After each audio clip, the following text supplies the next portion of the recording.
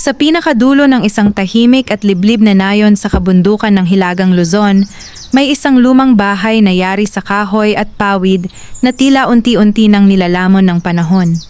Ang mga haligi nito ay may mga bitak na, ang bubong ay may mga bahagi ng tinatangay ng hangin, at ang bakuran ay tinutubuan ng damong ligaw na matagal nang hindi nalilinis.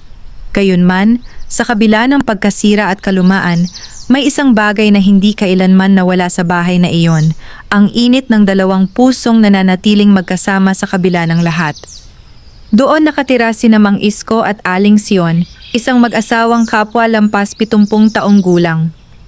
Maputi na ang kanilang buhok, kulubot na ang balat, at mabagal na ang bawat hakbang. Ngunit sa bawat paggising nila sa umaga, magkahawak pa rin ang kanilang mga kamay. Tila ba paalala na sa mundong unti-unting nagiging malamig at malayo, sila pa rin ang kakampi ng isa't isa. Noong kabataan nila, si Mang Isko ay isang masipag na magsasaka. May maliit silang lupang sinasaka sa gilid ng ilog. Hindi man sila mayaman, sapat ang kanilang ani upang mapag-aral ang 3 nilang anak, 2 lalaki at 1 babae. Si Aling Sion naman ay kilala sa nayon bilang isang mapagmalasakit at masipag na ina. Siya ang nag-aalaga ng mga manok, nagtatanim ng gulay sa likod bahay at gumagawa ng mga banig na ibinebenta sa palengke tuwing linggo. Ang kanilang mga anak ang naging sentro ng kanilang mundo. Pinagpaguran nila ang bawat sentimo upang mabigyan ng magandang kinabukasan ang mga ito. Sa tuwing may kailangan sa eskwela, uniforme, proyekto, matrikula, hindi nagdadalawang isip si Mang Isko na magtrabaho kahit lampas sa kanyang lakas. Si Aling Sion naman ay nagtitipid hanggang sa huling butil ng bigas. At dumating ang araw na nagbunga ang kanilang sakripisyo. Ang panganay na si Ernesto ay nakapagtapos ng kursong inhinyero at nakahanap ng trabaho sa Maynila. Ang ikalawang anak na si Lito ay naging guro sa isang pribadong paaralan sa lungsod. Ang bunso nilang si Maribel ay nakapag-asawa ng negosyanteng may tindahan ng hardware sa probinsya. Noong una, madalas pa silang dinadalaw ng mga anak. May dalang pasalubong, may dalang kwento, may yakap at halakhak. Ang maliit na bahay sa dulo ng nayon ay napupuno ng saya tuwing Pasko at pista. Ngunit habang lumilipas ang mga taon, naging madalang ang mga pagbisita.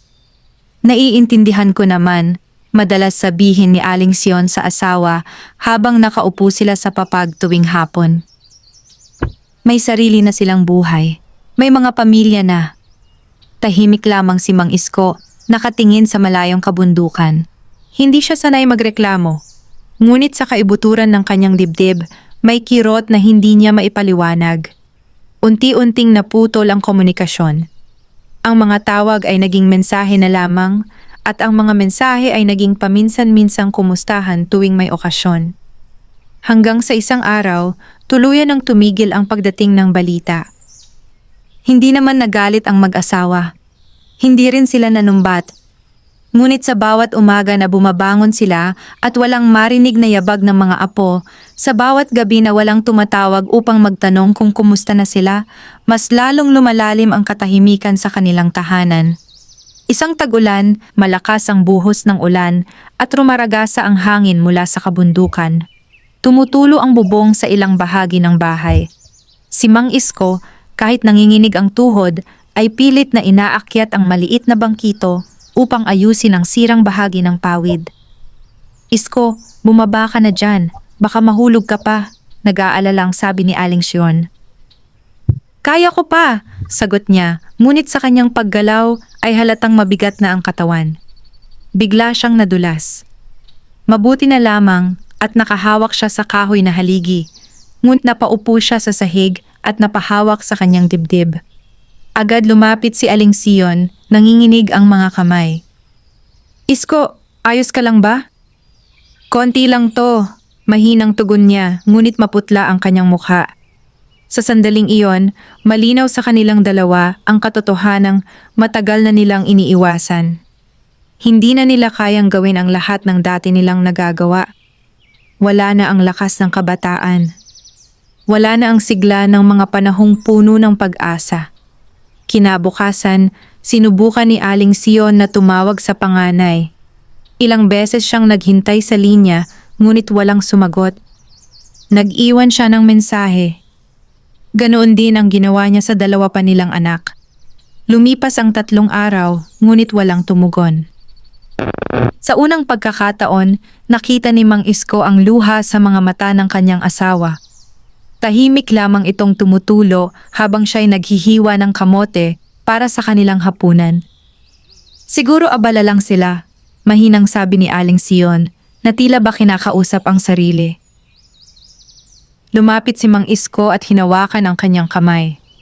Sion, hindi natin sila pinalaking masama, baka may pinagdaraanan lang. Ngunit sa kabila ng kanyang mga salita, naramdaman niya ang bigat ng pangungulila. Isang gabi, habang ang buwan ay nakasilip sa pagitan ng mga ulap at ang nayon ay balot ng katahimikan, may kakaibang liwanag na sumilay sa bakuran ng mag-asawa.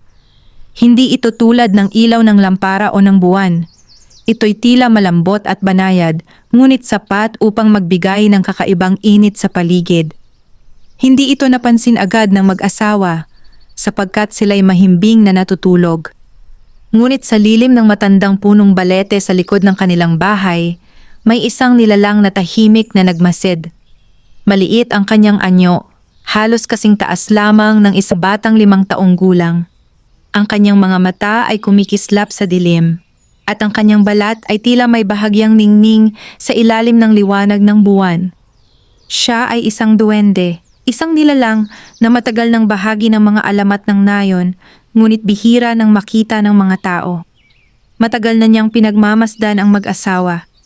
Nakita niya ang kanilang sipag, ang kanilang pagtitiis, at ang kanilang tahimik na pagdurusa. Sa bawat gabing sila'y nagdarasal bago matulog, naririnig niya ang kanilang mga bulong. Panginoon, bigyan mo lang kami ng lakas para sa isa't isa, madalas sabihin ni Aling Sion. At sa bawat pagkakataon, tila may humahaplos sa hangin bilang tugon. Sa gabing iyon, ang duwende ay lumapit sa kanilang bintana. Pinagmasdan niya ang payapang mukha ng mag-asawa. Sa kanyang munting puso, may namuong pagpapasya. Hindi sila dapat nag-iisa, mahinang wika niya sa sarili. Sa unang pagkakataon, matapos ang mahabang panahon, may isang nilalang na nagpasiyang makialam sa kapalaran ng mag-asawang iniwan ng sariling dugo. At sa pagsikat ng araw kinabukasan, magsisimula ang isang serye ng mga pangyayaring magbabago sa kanilang buhay. Mga pangyayaring magpapatunay na ang kabutihan, gaano man kaliit, ay may kakayahang magpanumbalik ng liwanag sa pusong halos mawalan na ng pag-asa. Maagang nagising si Aling Sion kinabukasan. Bahagya pang malamlam ang langit at may manipis na hamog na bumabalot sa kabundukan. Nakaugalian na niyang bumangon bago pa tuluyang sumikat ang araw upang maglaga ng kamote at magpainit ng tubig para sa kape ni Mang Isko. Ngunit paglabas niya sa maliit na kusina, napansin niyang tila may kakaiba sa paligid. Ang bakuran na dati hitik sa damong ligaw ay tila bahagyang nalinis. Ang mga tuyong dahon na kahapon ay nakakalat sa lupa ay tila naipon sa isang sulok, maayos, at tila sinadya ang pagkakalagay. Napahinto siya. Isko, tawag niya ng mahina. Ikaw ba ang naglinis kagabi?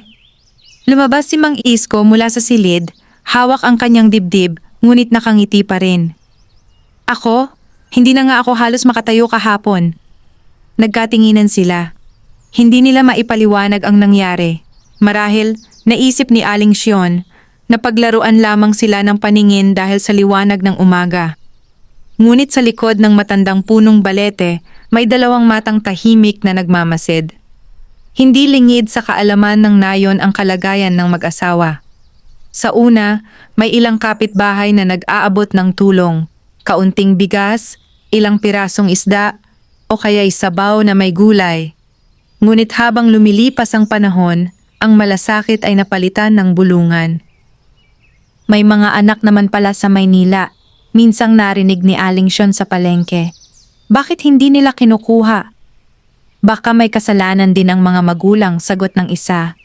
Hindi basta-basta nagpapabaya ang anak. Ang mga salitang iyon ay tila mga tinik na marahang tumutusok sa kanyang puso. Hindi siya sumagot. Ngumiti lamang siya at tahimik na nagpatuloy sa pamimili ng pinakamurang gulay na kaya ng kanilang kakarampot na pera. Ngunit may isang tao sa nayon na mas lantaran ng pangapi. Si Kapitan Ramiro, ang kasalukuyang pinuno ng barangay, ay kilala sa pagiging tuso at mapagmataas. Sa unang tingin, siya'y maayos manamit at magalang magsalita. Ngunit sa likod ng kanyang ngiti ay may nakatagong interes, lalo na pagdating sa lupa. Matagal na niyang pinapansin ang maliit na lupang pag-aari ni Namang Isko. Bagaman hindi ito kalakihan, ito'y nasa tabi ng ilog at malapit sa kalsadang balak, palawakin ng munisipyo.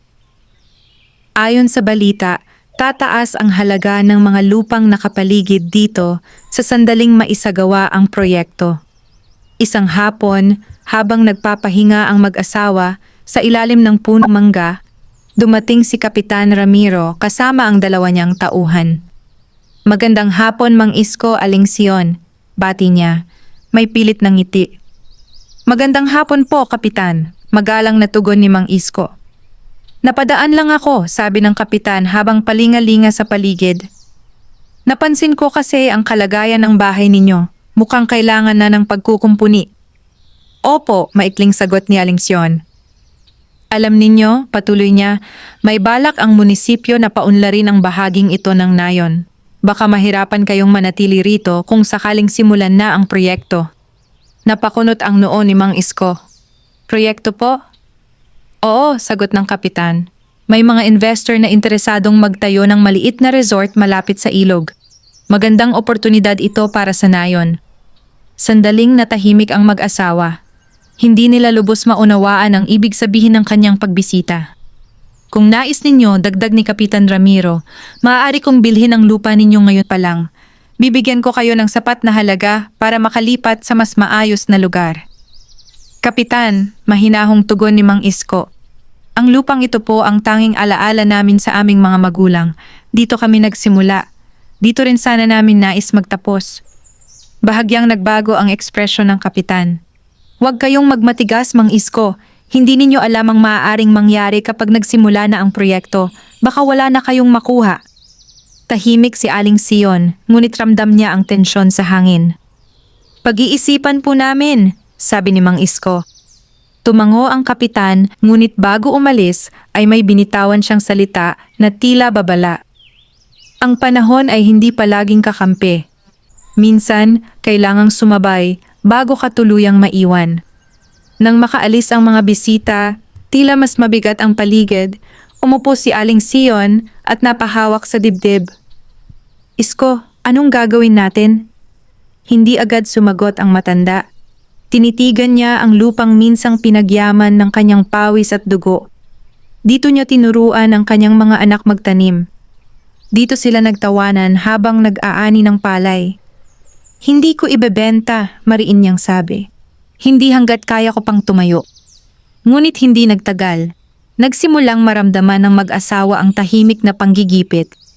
Isang umaga, napansin nilang may mga markang pintura sa gilid ng kanilang bakod. Tila palatandaan ng pagsukat, wala man lamang nagpaalam. Sa sumunod na linggo, may mga lalaking hindi nila kilala ang naglalakad-lakad sa kanilang lupa, may dalang metro at papel. Nang tanungin ni Mang Isko, malamig ang sagot. "Utos ng barangay." Unti-unting lumalalim ang pangamba sa puso ng mag-asawa. Ang kanilang katahimikan ay tila sinasalakay ng mga aninong hindi nila kayang labanan. Isang gabi, habang sila'y naghahapunan ng lugaw, may narinig silang kalabog sa labas. Lumabas si Mang Isko, dala ang maliit na lampara. May bahagi ng kanilang bakod ang sadyang winasak. Napaupo si Aling Sion sa silya, nanginginig. Ginagawa na nila ito. Hindi na kailangang pangalanan kung sino ang tinutukoy. Pareho nilang alam. Sa lilim ng punong balete, muling nagpakita ang munting nilalang. Nakita niya ang luha sa mga mata ng matandang babae at ang tahimik na galit sa dibdib ng matandang lalaki. Unti-unti, Nagningning ang kanyang mga mata. Ang pang-aapi ay matagal nang umiiral sa mundo ng mga tao. Ngunit may mga pagkakataong ang kalikasan mismo ang kumikilos upang ituwid ang baluktot. At sa gabing iyon, habang ang hangin ay bahagyang umiihip at ang mga dahon ay marahang gumagalaw, may isang plano na nabubuo. Isang plano na maglalantad sa tunay na kulay ng kapangyarihan at magbibigay ng unang sagot sa pang-aapi na dinaranas ng mag-asawa. Hindi naging payapa ang gabing iyon para kina Mang Isko at Aling Sion. Ang sirang bakod ay tila paalala ng isang bantang hindi nila kayang harapin ng mag-isa. Sa bawat ihip ng hangin, napapalingon si Aling Sion sa bintana. At sa bawat kaluskos ng dahon, napapahigpit ang hawak ni Mang Isko sa kanyang baston. Ngunit sa kalaliman ng gabi, may kakaibang katahimikan na bumalot sa kanilang paligid, isang katahimikang hindi nakakatakot kundi tila may dalang pangako. Sa likod ng kanilang bahay, sa ilalim ng matandang punong balete, unti-unting lumitaw ang banayad na liwanag.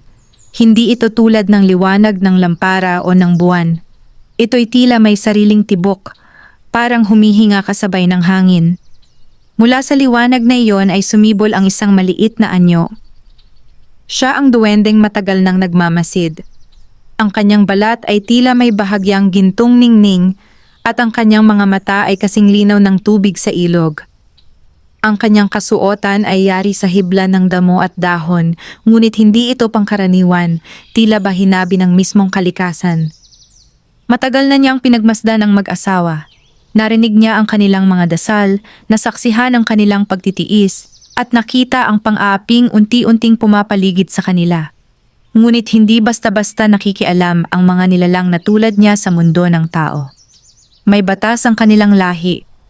Tanging ang kabutihang tunay at pusong dalisay ang maaaring lapitan. At sa gabing iyon, natiyak niyang sapat na ang kanilang kabutihan upang mabasag ang hangganan ng dalawang mundo.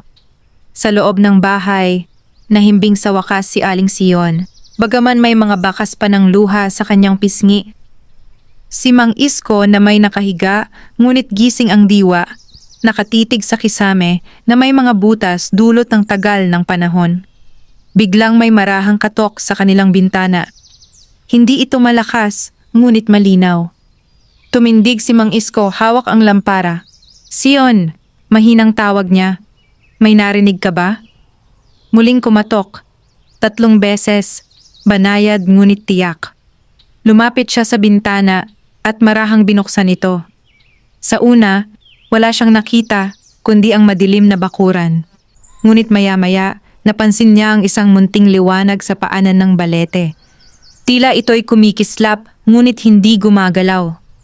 Dahan-dahan siyang lumabas ng bahay kahit mahina ang tuhod. "Isko, huwag kang lalayo," bulong ni Aling Sion mula sa loob. Ngunit tila may humihila sa kanya palapit sa liwanag. Habang siya'y papalapit, mas luminaw ang anyo sa kanyang paningin. Isang maliit na nilalang ang nakatayo sa ibabaw ng ugat ng balete. Napahinto si Mang Isko. Hindi siya agad natakot, ngunit hindi rin niya maipaliwanag ang kanyang nakikita. Kung panaginip man ito, bulong niya, napakalinaw. "Hindi ito panaginip," wika ng nilalang sa tinig na malambot ngunit may lalim. Napaatras si Mang Isko, ngunit hindi siya tumakbo. "Ano ka?" tanong niya, bagaman alam na niya ang sagot sa kaibuturan ng kanyang isip. "Ako ay tagapagbantay ng lupang inyong minahal," sagot ng duwende. "Matagal ko nang nasasaksihan ang inyong kabutihan." Sa sandaling iyon, lumabas si Aling Sion, hindi na napigilan ang pag-aalala. Nang makita niya ang munting nilalang, napahawak siya sa braso ng asawa. "Isko, huwag kang matakot," sabi ng duwende. "Hindi ako naparito upang manakit." Tahimik ang paligid. Tila maging ang hangin ay huminto sa pag-ihip. "Bakit ka nagpakita sa amin?" tanong ni Aling Sion. Nanginginig ang tinig, ngunit may paggalang. "Dahil ang kawalan ng katarungan ay umabot na sa hangganan," sagot ng duwende. "Ang lupaing ito ay hindi lamang pag-aari ng tao. May mga mata at pusong nagbabantay dito." Nagkatinginan ang mag-asawa. Hindi nila maunawaan ang lahat, ngunit may kakaibang kapayapaan silang naramdaman sa presensya ng nilalang. Hindi namin kailangan ng himala, mahinang sabi ni Mang Isko. Kailangan lang namin ng lakas. Ang lakas, tugon ng duwende, ay dumarating sa anyong hindi ninyo inaasahan. Biglang umihip ang hangin. Ang mga dahon ng balete ay marahang kumaluskos, at ang liwanag na nakapaligid sa duwende ay bahagyang lumawak. Sa mga susunod na araw, patuloy niya, mararanasan ninyo ang mga bagay na hindi maipapaliwanag ng isip, ngunit huwag kayong matakot, ang bawat pangyayari ay may layunin. Tutulungan mo ba kami? Tanong ni Aling Sion, halos pabulong. Ang duwende ay ngumiti, isang ngiting may halong hiwaga at kabutihan. Ako ay hindi nagbibigay ng gantimpala ng walang dahilan. Ngunit ang inyong kabutihan ay hindi nakaligtas sa aking paningin. Unti-unti, nagsimulang maglaho ang kanyang anyo, parang hamog na tinatangay ng araw. Magtiwala kayo, ang huli niyang wika bago tuluyang maglaho ang liwanag. Naiwan ang mag-asawa sa ilalim ng balete, tahimik at puno ng tanong. Isko, bulong ni Aling Sion, totoo ba ang nakita natin? Hinawakan ni Mang Isko ang kanyang kamay. Kung panaginip man ito, sabi niya, ito ang pinakamalinaw na panaginip sa buong buhay ko. Ngunit kinabukasan, may mga patunay na hindi iyon guni-guni lamang. Ang sirang bakod na winasak nung nakaraang gabi ay naibalik, hindi lamang basta naayos, kundi tila mas matibay kaysa dati. Ang mga kahoy ay pantay ang pagkakabit, at ang mga pako ay tila bago. Napatingin ang mag-asawa sa isa't isa. Sa kanilang mga puso, unti-unting sumisibol ang isang damdaming matagal nang nawala, pag-asa. Ngunit sa kabilang dulo ng nayon, may isang taong nagsisimula ng mainis sa mga pangyayaring hindi niya maipaliwanag. At ang mahiwagang unang paglitaw ng duwende ay simula pa lamang ng mas malalim na pagsubok, hindi lamang para sa mag-asawa, kundi para sa lahat ng magtatangkang umagaw ng hindi kanila. Hindi agad ipinagkalat ni Mang Isko at Aling Sion ang kanilang nakita sa ilalim ng punong balete.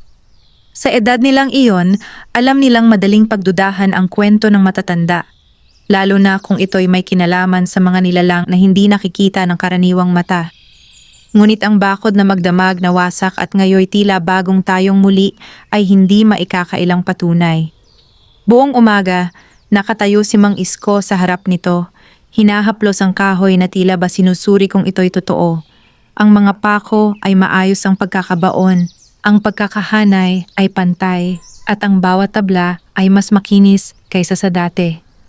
Hindi ko ito kayang gawin, mahinang sabi niya. Si Aling Sion naman ay tahimik na nagwawalis sa bakuran, ngunit may kakaibang gaan sa kanyang pagkilos. Sa kabila ng pangamba, may isang munting sinag ng pag-asa na sumibol sa kanyang dibdib. Lumipas ang 2 araw na walang kakaibang pangyayari. Ngunit sa 3 araw, habang si Mang Isko ay nakaupo sa lilim ng mangga at tila hinihingal, may narinig siyang mahinang tinig. Huwag kang susuko. Napalingon siya. Walang tao sa paligid. Ngunit nang ibaba niya ang tingin sa lupa, may nakita siyang munting bakas ng paa. Napakaliit. Tila bakas ng batang bagong natutong maglakad. Sumunod ang bakas patungo sa likod ng bahay. Tinawag niya si Aling Sion. Sion, halika rito. Sabay silang naglakad patungo sa likuran, sa paanan ng balete. Doon sa tabi ng matagal ng tuyong bahagi ng kanilang taniman, may isang bagay na nagningning sa ilalim ng araw. Isang maliit na supot na yari sa tila hinabing damo. Dahan-dahang pinulot ni Aling Sion ang supot. Hindi ito mabigat, ngunit may laman. Nang buksan niya, tumambad sa kanila ang mga butil, tila mga binhi, ngunit may kakaibang kinang. Anong klaseng buto ito? Tanong niya. Biglang marahang umihip ang hangin at narinig nila ang pamilyar na tinig. Biyaya ay hindi ibinibigay upang itago, wika ng duwende. Bagaman hindi nila siya nakikita. Itanim ninyo iyan sa lupang matagal ng uhaw. Napatingin si Mang Isko sa tuyong bahagi ng kanilang lupa, ang bahaging ilang taon nang hindi namumunga. Wala nang tumutubo dyan, sabi niya. Sinubukan na namin. Subukan muli, tugon ng tinig. Ngunit tandaan, ang biyaya ay may kasamang pagsubok. Nawala ang hangin. Bumalik ang karaniwang katahimikan. Nagkatinginan ang mag-asawa. Isko, sabi ni Aling Sion, wala namang mawawala kung susubukan. Kahit mahina ang katawan, kinuha ni Mang Isko ang kanyang lumang asarol. Dahan-dahan niyang hinukay ang tuyong lupa. Hindi madali, matigas, at tila matagal nang hindi nadidiligan. Ngunit sa bawat pagtama ng asarol, para bang lumalambot ang lupa. Itinanim nila ang mga binhi, isa-isa, na may tahimik na panalangin. Pagkatapos naghintay sila. Lumipas ang maghapon. Kinagabihan, may bahagyang ambon na bumuhos. Hindi malakas, ngunit sapat upang mabasa ang lupa. Hindi iyon karaniwang ulan. Tila ba pumili lamang ito ng isang bahagi ng bakuran. Kinabukasan hindi makapaniwala si Aling Sion. Sa bahaging kanilang tinamnan, may maliliit ng usbong na sumisibol, mas mabilis kaysa sa karaniwang halaman. Isko, tingnan mo, halos pabulong niyang sabi.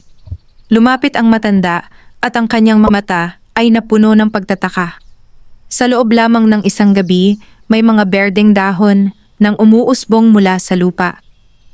Sa sumunod na mga araw, lalo pang lumago ang mga halaman.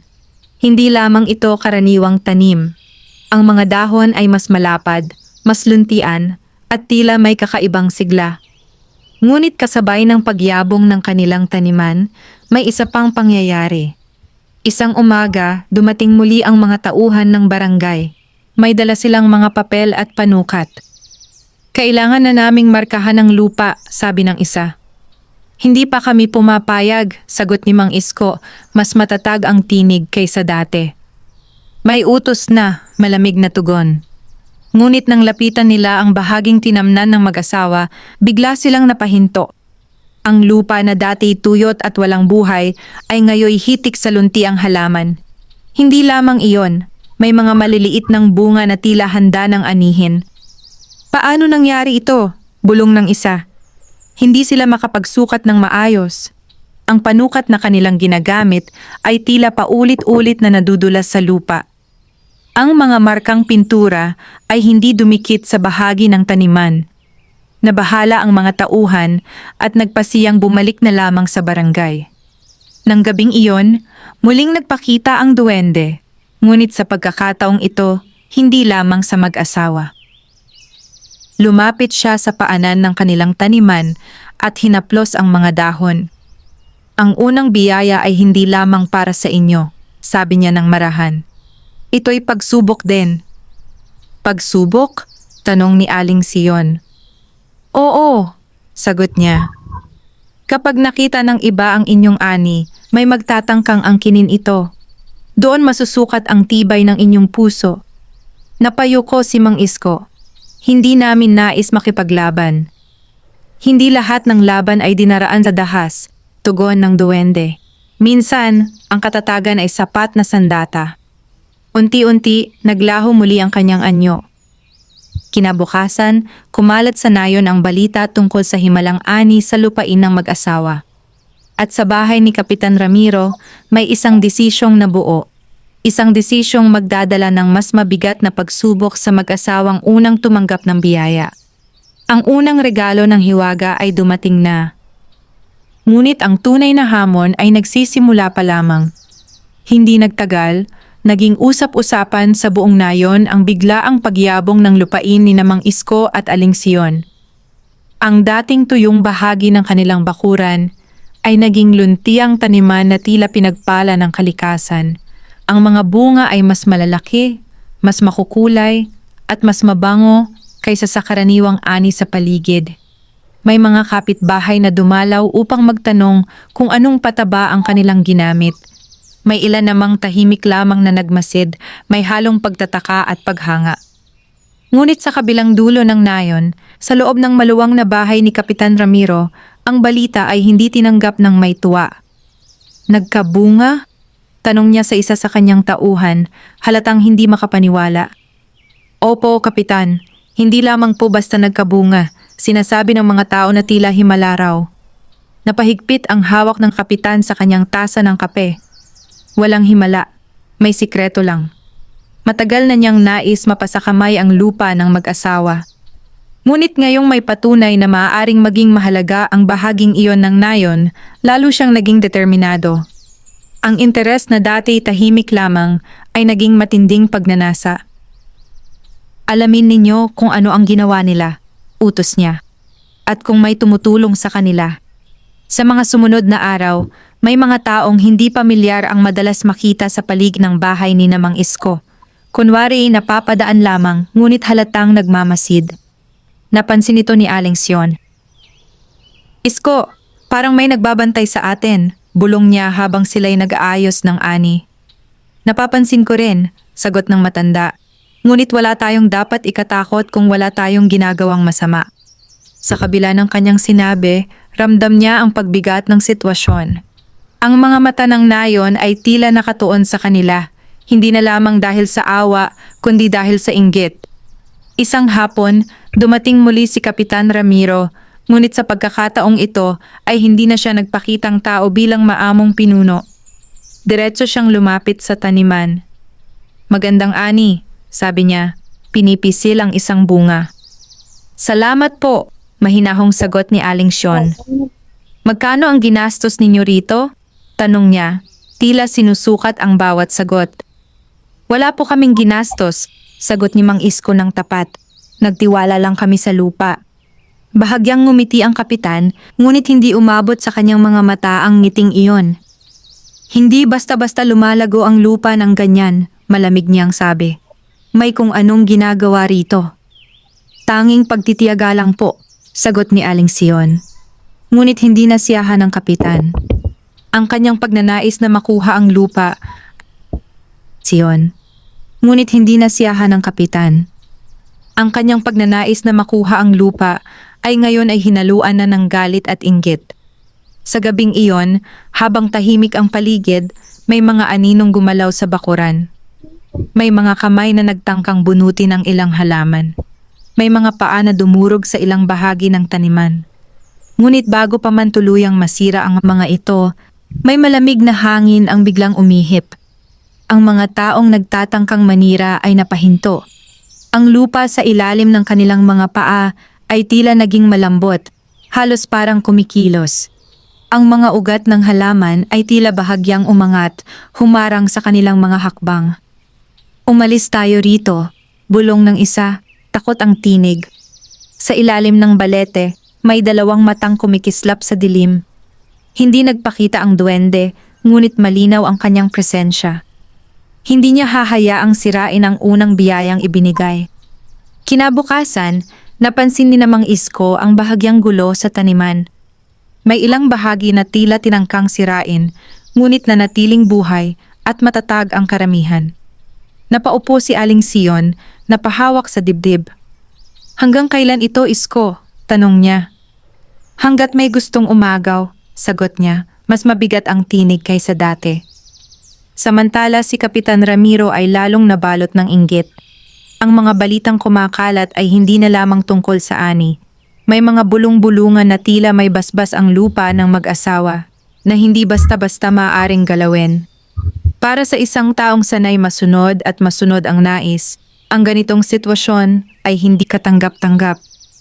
Kung hindi sila magbebenta, wika niya sa kanyang sarili, ipapakita ko sa kanila kung sino ang may kapangyarihan dito. At sa paglalim ng kanyang inggit, unti-unting nagdidilim ang kanyang mga balak. Hindi na ito simpleng usapin ng lupa. Ito'y naging laban ng pagmamataas laban sa kababaang loob, ng kasakiman laban sa pasensya. At habang lumalakas ang inggit ng kalaban, mas lalo ring naghahanda ang mahiwagang puwersang nagbabantay sa mag-asawang hindi sumuko sa kabila ng lahat. Habang lalong lumalago ang taniman ni Namang Isko at Aling Sion, lalong umiigting ang tahimik na tensyon sa nayon. Ang mga bulungan ay naging lantad na usapan. Ang paghanga ng ilan ay napalitan ng pag-aalinlangan at ang pag-aalinlangan ay unti-unting naging takot. Ngunit para kay Kapitan Ramiro, hindi sapat ang paninira sa dilim. Kailangan niyang magpakita ng kapangyarihan, isang hakbang na hindi na mababawi. Isang umaga, dumating sa bahay ng mag-asawa ang isang liham na may tatak ng barangay.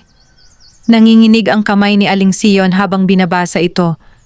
Paunawa ng demolisyon. Nakasaad doon na ang lupang kanilang tinitirhan ay isa sa ilalim sa proyektong pangkaunlaran. Binibigyan sila ng 7 araw upang lisanin ang lugar. Napaupo si Mang Isko, tila nabunutan ng hininga.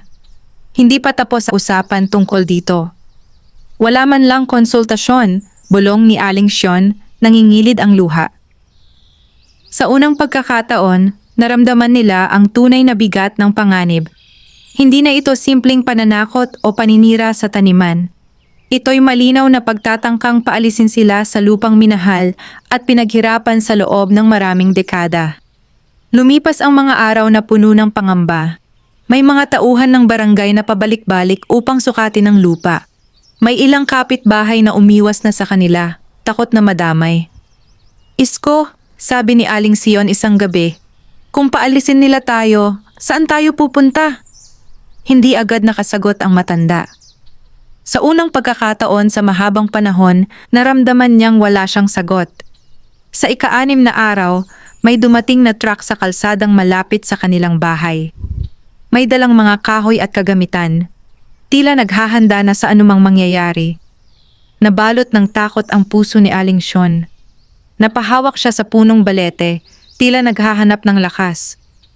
Sa ilalim ng puno, naramdaman niya ang banayad na init, parang may humahawak sa kanyang palad. Huwag kang mangamba, pamilyar na tinig ang bumulong. Biglang lumitaw ang duwende, mas malinaw kaysa sa mga nakaraang pagpapakita. Ang kanyang anyo ay tila mas maliwanag, ngunit sa kanyang mga mata ay may seryosong babala. Ang panganib na ito ay hindi lamang para sa inyo, sabi niya. Kapag pinayagan ang kasakiman, pati ang lupa at ilog ay magdurusa. Ano ang magagawa namin? Tanong ni Mang Isko. Wala kaming laban sa kapangyarihan ng papel at batas. May batas na mas mataas kaysa sa batas ng tao, sagot ng duwende. Ngunit bago yon kumilos, kailangan ninyong magpakatatag. Kinabukasan, dumating si Kapitan Ramiro kasama ang ilang tauhan. Panahon na, sabi niya ng malamig. May utos na. Kapitan, mahinahong tugon ni Mang Isko. Wala kaming natanggap na pinal na desisyon mula sa munisipyo. Hindi na ninyo kailangan pang maghintay, sagot ng kapitan. Habang nag-uusap sila, biglang nagdilim ang langit. Ang dating maliwanag na umaga ay nabalot ng makapal na ulap. Ang hangin ay lumakas at ang mga dahon ng balete ay marahas na kumaluskos. Ang mga tauhan ng kapitan ay napatingin sa itaas. Isang malakas na kulog ang umalingaw-ngaw, kasunod ang biglaang pag-ulan. Ngunit hindi ito karaniwang ulan. Ang tubig ay tila bumabagsak lamang sa bahaging nakamarka para sa demolisyon. Sa iba pang bahagi ng nayon, nanatiling tuyo ang lupa. Naging maputik ang daanan ng truck. Ang mga gulong ay lumubog sa lupa, hindi makausad. Ilabas ninyo iyan, sigaw ng kapitan sa kanyang mga tauhan. Ngunit sa bawat pag-apak nila sa lupa ng mag-asawa, lalo silang lumulubog sa putik. Ang mga panukat at papel na dala nila ay nabasa at nagkapunit-punit. Sa gitna ng kaguluhan, nanatiling tuyo ang bahay ni Mang Isko at ang kanilang taniman.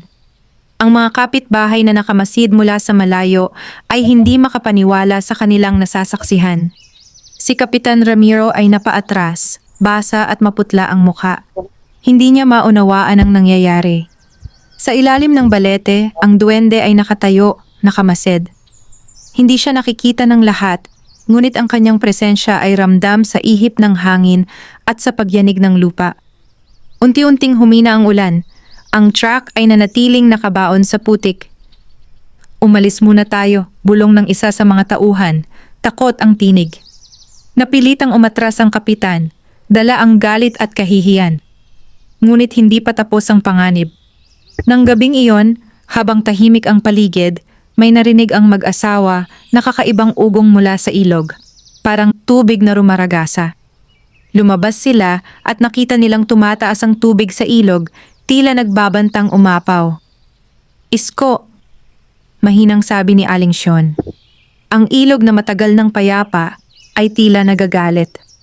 At sa pagkakataong iyon, malinaw na ang laban ay hindi na lamang laban sa tao, kundi laban sa mga puwersang gumagalaw kapag ang kalikasan ay hinahamon ng kasakiman. Sa harap ng papalapit na baha, kinailangan nilang magtiwala ng buo, hindi lamang sa isa't isa, kundi sa mahiwagang tagapagbantay na unang nagpakita sa kanila. Ang malaking problema ay dumating na, at ang tunay na pagsubok ay nasa pintuan na. Magdamag na umuungalang ilog. Hindi ito tulad ng karaniwang pagtaas ng tubig tuwing tag-ulan. May kakaibang bigat sa agos, tila may dalang galit at babala. Mula sa bintana, pinagmamasdan ni Mang Isko at Aling Sion ang paglapit ng tubig sa kanilang bakuran. Kung aapaw pa ito, bulong ni Aling Sion, maaabot na ang taniman. Hindi sumagot si Mang Isko. Tahimik siyang nagdarasal. Ngunit pagsapit ng hating gabi, isang malakas na rumagasa ang dumating.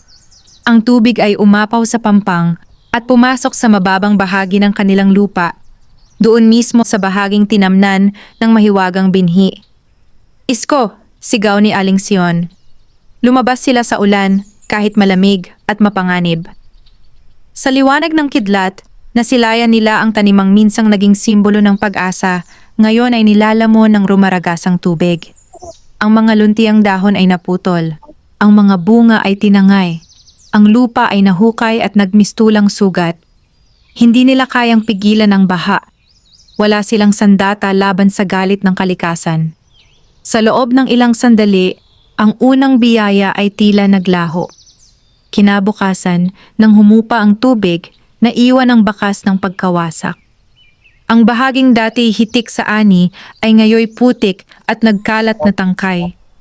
Tahimik na nakatayo si Mang Isko, nakatitig sa lupa. Si Aling Sion ay lumuhod at hinawakan ang natitirang ugat ng halaman. Bakit? Mahinang wika niya. Sa ilalim ng punong balete, walang liwanag na sumilay. Walang tinig na bumulong. Ang hangin ay karaniwang hangin lamang. Lumipas ang maghapon na tila mabigat ang bawat sandali. Ang mga kapitbahay na dating namamangha ay ngayon ay may halong bulong. Baka nagkataon lang talaga ang ani. Baka sinwerte lang.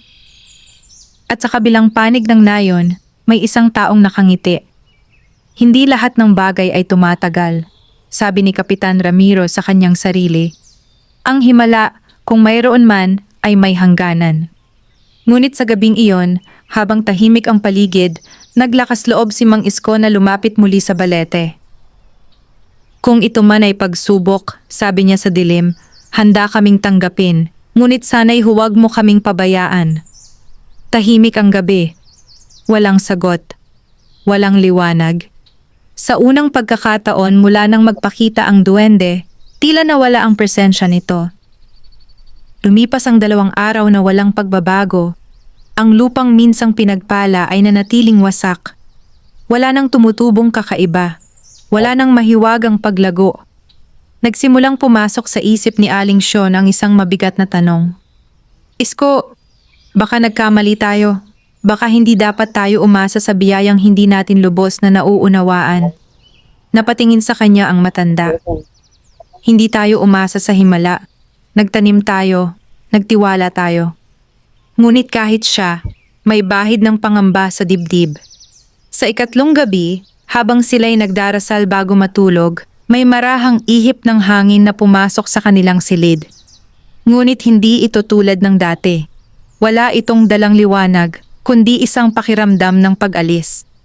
Sa paanan ng balete, ang munting nilalang ay nakatayo, tila malungkot.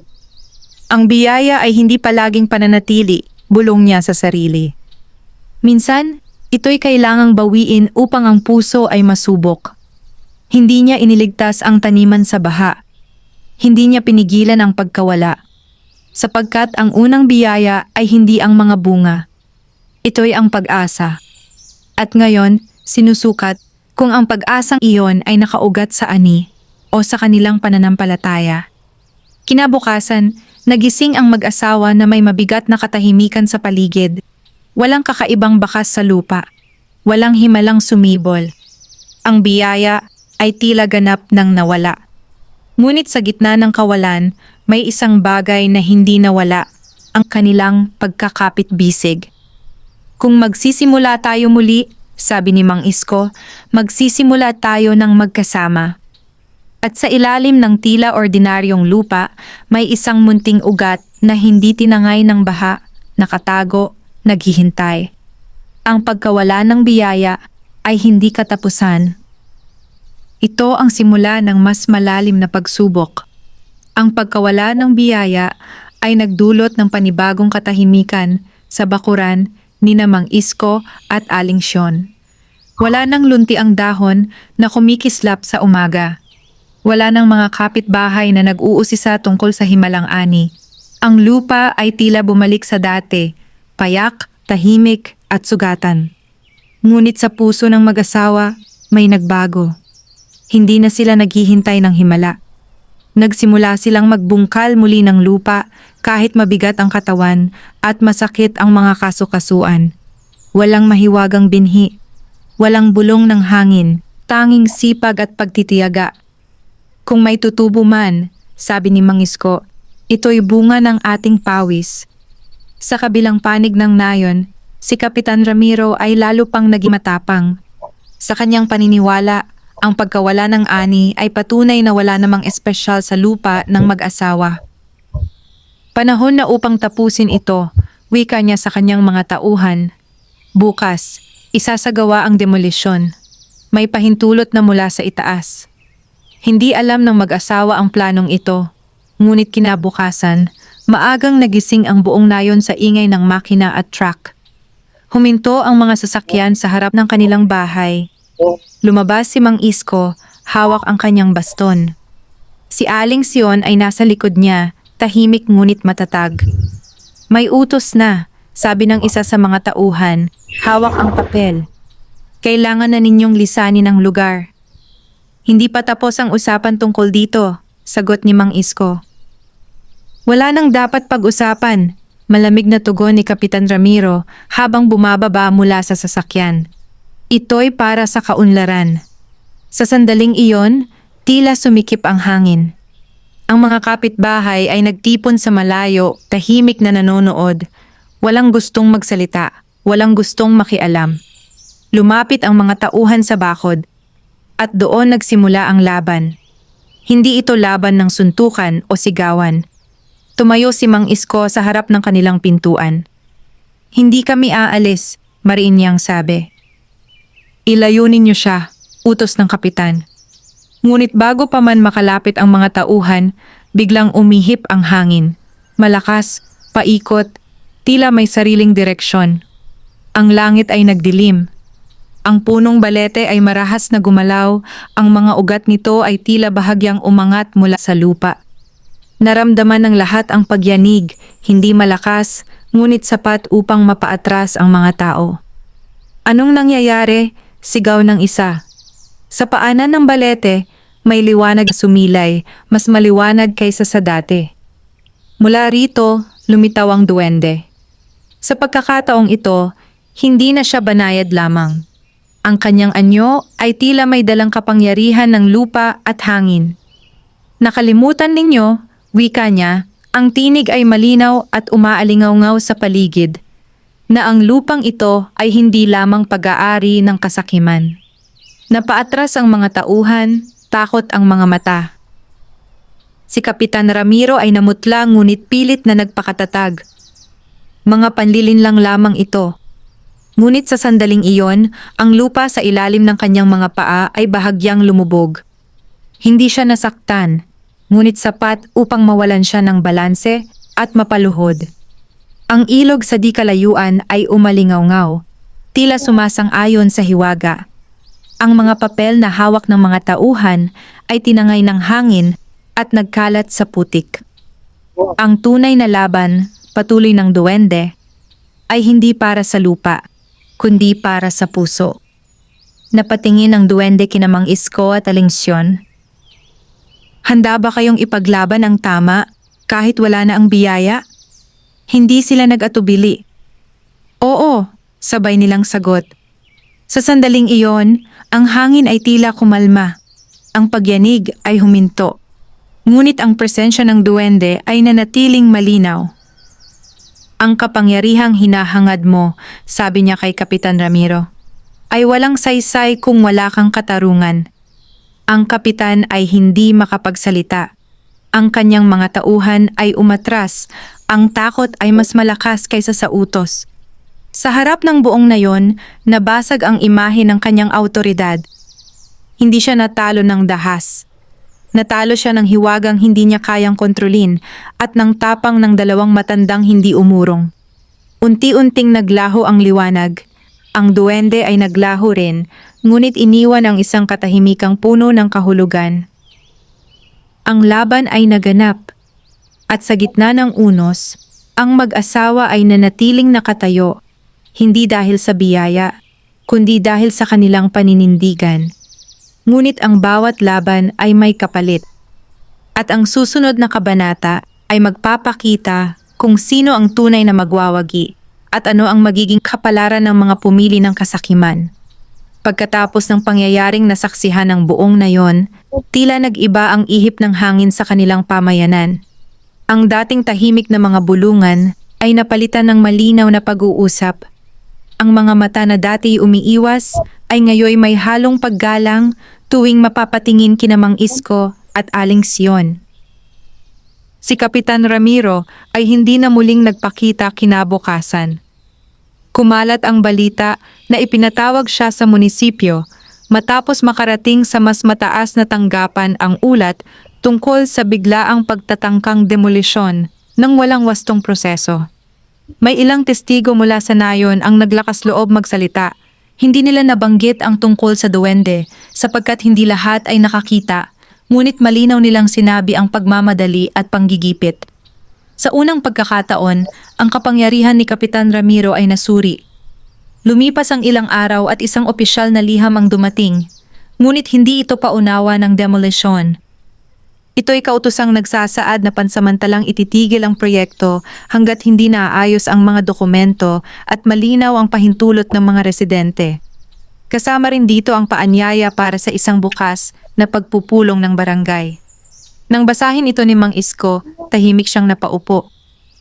Hindi pa tapos, sabi niya, ngunit may nakinig.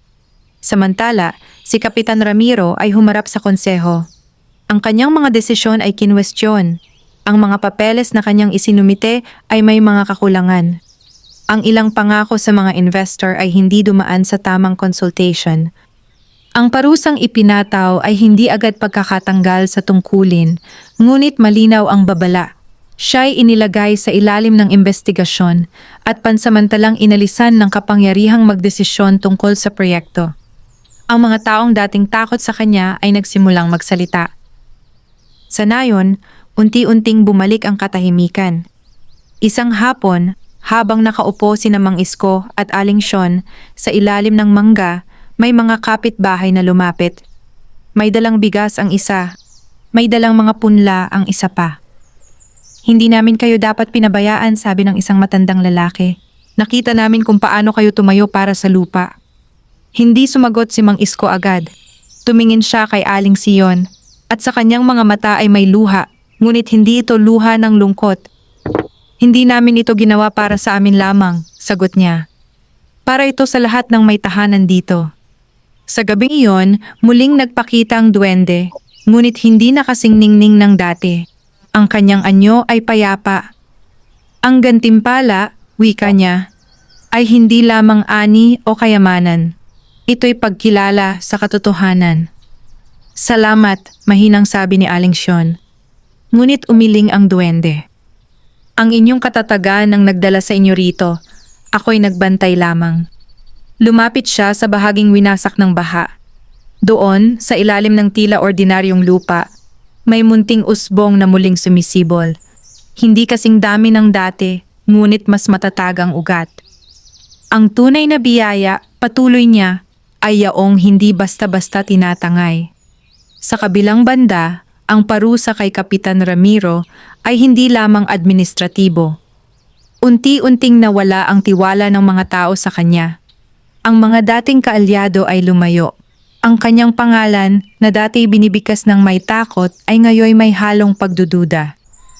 Isang gabi, nagpunta siya mag-isa sa ilog, sa mismong bahaging nais niyang gawing resort. Tahimik ang paligid. Sa unang pagkakataon, naramdaman niya ang bigat ng kanyang mga ginawa. Ang lupang tinangka niyang angkinin ay tila hindi tumanggap sa kanya. Hindi siya hinarap ng duwende. Hindi siya tinakot ng hangin. Ngunit sa kanyang pag-uwi, malinaw sa kanyang isipan na ang kapangyarihang ginamit sa mali ay may kapalit na kahihiyan.